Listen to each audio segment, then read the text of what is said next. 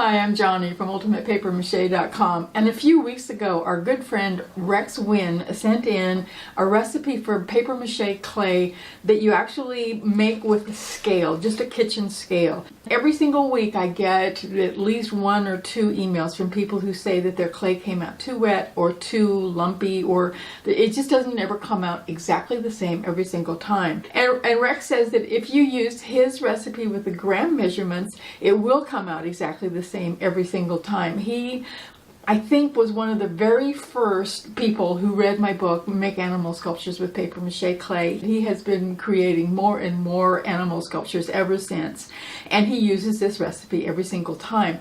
Now, I actually haven't tried it yet, but today I need a new batch because I do have a new project to use it on, and so I'm going to try out his gram measurements and see if I like it as much as he does, and we're going to find out. Now, at the end of this video, I'm going to show you why I sometimes use paper strips and paste and papier-mâché clay. I don't necessarily use just one or the other on a sculpture. I sometimes use both of them. I'm going to tell you why at the end. But first of all, let's go ahead and see how this recipe goes together when you're measuring everything with your kitchen scale.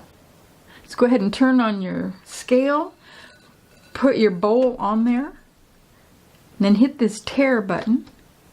That will take it back down to 0. And you want to make sure that it's on the gram scale, not the ounces. Ounces is going to have 2 zeros, at least on mine, and the grams will have just 1 0. And we want 72 grams of dry toilet paper.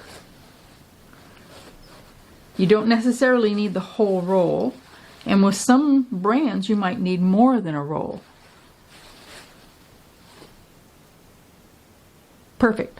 Now this is dry, 72 grams of dry toilet paper. I'm going to take this bowl into the bathroom and I'm going to fill it up with hot water so that we can get the paper to start falling apart. So now I've got it in the hot water. We're just going to leave it in there to sort of pull it apart.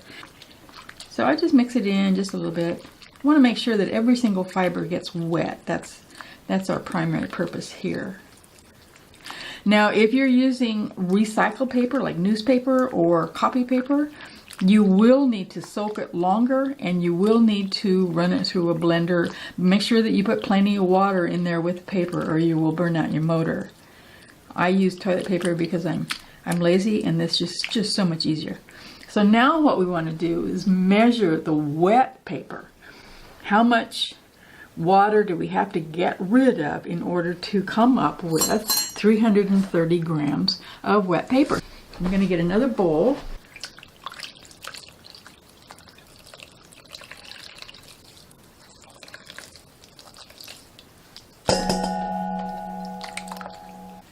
Take the paper out first. Hit the on button.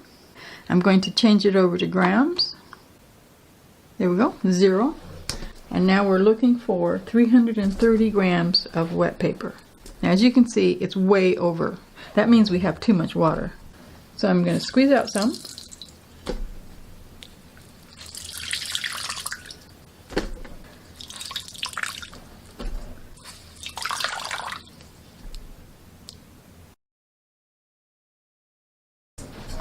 So now we've got our paper in there, and it is at exactly the right wetness to make a perfect batch of papier-mâché clay. I'm going to go ahead and kind of tear it apart, so that'll make it easier to mix. I'm going to hit the tare button again and add 195 grams of Elmer's glue. I buy it in the gallon buckets because it is so much less expensive to do it that way. You need the kind of joint compound that comes in a plastic tub, not the kind that comes in a sack that's dry. This stuff is pre-mixed. You don't want to get DAP, drywall joint compound, because it turns the mixture into rubber. So don't do that. I get mine at Walmart, and it's like way less expensive than drywall joint compound anywhere else.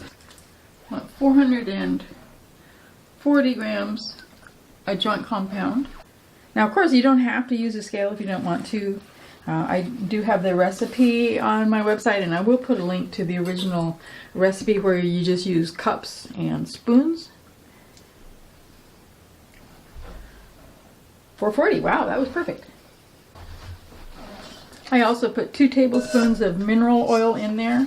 I quite often don't, just because sometimes I don't have any, but I did go to the store this time, but I forgot to keep the camera turned on. So just believe me, there's 2 tablespoons of mineral oil in there. If you don't have any, just leave it out.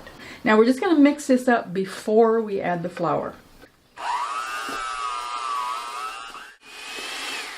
We're doing 2 things here. We're mixing up all the ingredients, of course, but we're also using the mixer to break up that paper. So you keep on mixing it until you don't have any lumps. If you can see any little pieces of paper that have not been mixed in, then just go ahead and mix it some more. You could need to do it for several minutes, so don't stop before you need to. Now let's get ourselves 70 grams of flour.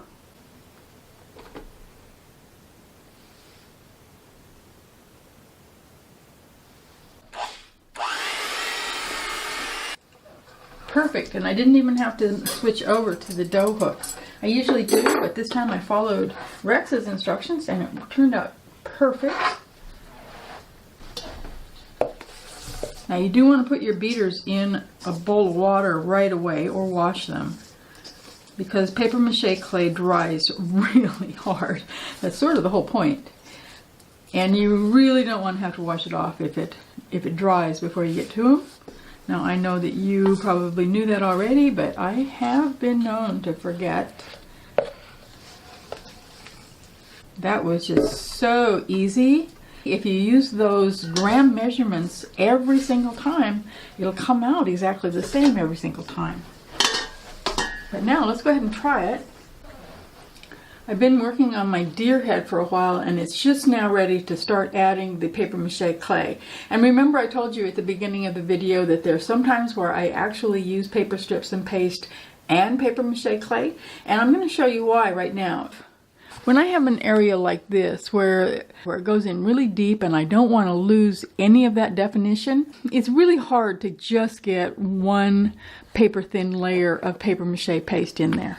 I am only going to put the paper mache clay up to the edge of that eye. I'm not going to actually cover the paper strips and paste that are in the eye, because I don't want to get so much in there that I lose the definition. This particular pattern has rounded edges on the ears because I put some foil in there just to make them look more fuzzy, like a deer would be.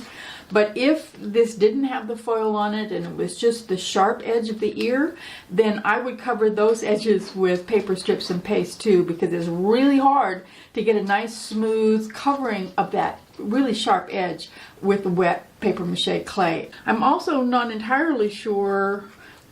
It might actually be easier on these antlers to use paper strips and paste, so that's something I'm going to have to do a little bit of experimenting on. But for now, I'm just going to put a little bit of paper mache clay on here. Well, that's going on really nice. And I'm able to get a really thin layer. That's what I was worried about, that maybe it was just a little bit too much flour.